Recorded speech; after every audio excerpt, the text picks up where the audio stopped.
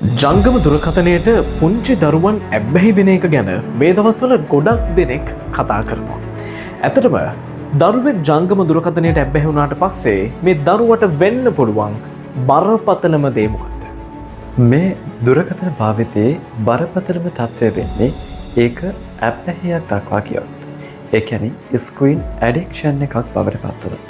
දරුවන්ට විතරක් නෙවෙයි වැඩිහිටියන්ට පවා මේක ලොකු බලපෑමක් ඇති කරන්න පුළුවන් දෙයක්.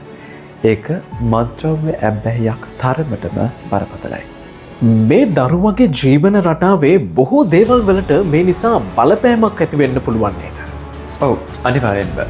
ළමුන්ගේ අක්ෂි දුර්වල වීම, නිින්ද සම්බන්ධ ගැටලු. එහෙම නැත්නම් ළමයා නිදා ගන්න නැති එකට මේක ලොකු හේතුවක් වෙන්න පුළුවන්. ඊට අමතරව ඉගෙනීම, මතකය, තර්කණය වගේ ප්‍රජානන කුසලතා දුර්වල වෙන්න මේ ස්ක්‍රීන් ඇඩික්ෂන් පැහැදිලිවම හේතුවක් වෙනවා. දැන් ඉන්න සමහර අම්මලා දරුවට කන්න බොන්න දෙනකොට දරුවව සනස ගන්න ෆෝන් එක අතට දෙනවා කැමති දෙයක් බලන්න කියලා. මේ කරන ක්‍රියාව නිසා මේ දරුවට වෙන්න පුළුවන් බරපතල සිදුවීම මොකක්ද?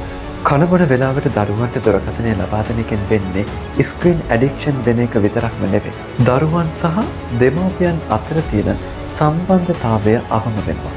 ඒකෙන් දරුවන්ගේ හැඟීම් ප්‍රකාශන අඩු වෙන්න පුළුවන්. මේ නිසා තමයි පසු කාලීනව සමාජ විරෝධී පෞරුෂ ආක්‍රමිකතා ඇති වෙන දරුවන් නිර්මාණය වෙන්නේ. සමාජයට බලපෑම් සිද්ධ වෙන, සමාජයට ගැටලුකාරී තත්ත්ව සිද්ධ වෙන දරුවන් නිර්මාණය වෙන්න, දෙමව්පියන් නොසලකා හරින දරුවන් නිර්මාණය වෙන්නත් හේතුව මේ විදිහේ දෙමව්පියන්ගේ ක්‍රියාකලාපයන්. මේ කියන කාරණාව නිසා දරුවාට මානසික ගැටලුවක් මේ වෙනකොට තියෙනවද? ඩිසෝඩ් එකක් මේ වෙනකොට තියෙනවද කියලා හඳුනා ගන්න පුළුවන් ලක්ෂණ මොනවද? මේ වගේ දරුවන් තමන්ගේ දෛනික වැඩ කටයුතු වලට බාධා වෙන විදියට දුරකථනය පාවිච්චි කරනවා. ඒක පාලනය කරන්න ගොඩක් අමාරුයි.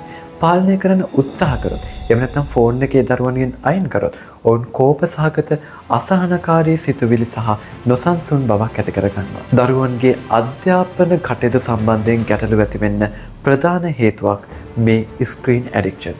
ඒ විතරක්ම නෙවෙයි.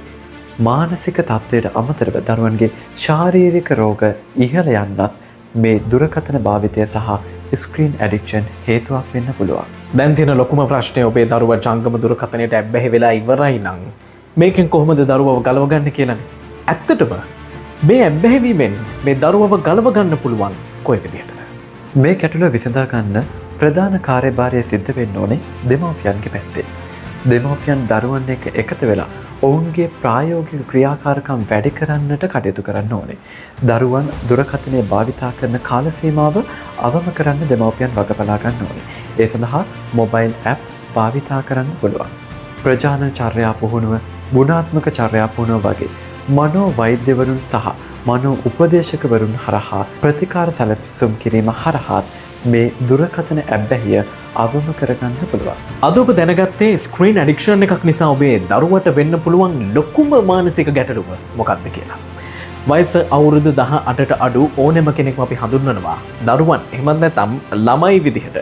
ඔබේ දරුවට, ඔබේ ළමයාට ෆෝන් එක අතර දෙන්න කලින් 10 වතාවක් හිතන්න ඔබේ දරුවව මේ කියන ස්ක්‍රීන් ඇඩික්ෂන් එකෙන් ගලව ගන්න පුළුවන් කොහොමද කියලා.